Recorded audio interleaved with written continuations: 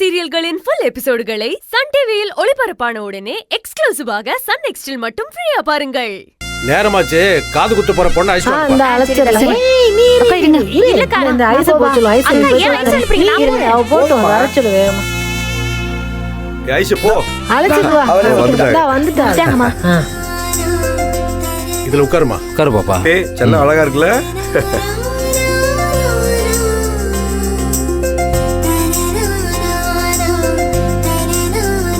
என்னம்மா பிள்ளைக்கு ஏற்கனவே காது குத்திருக்கு போல? ஆமா குத்தியாச்சு. 10 வயசு வரைக்குமா குத்தாம இருப்பாங்க.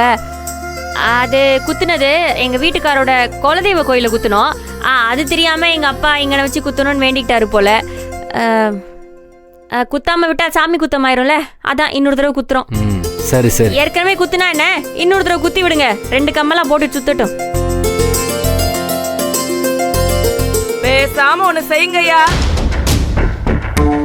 காதுல குத்துறதுக்கு பதிலா வயத்துல குத்துங்க. நல்லா தின்னுபிட்டு கோலு கோலுன்னு வளர்த்து வச்சிருக்கு.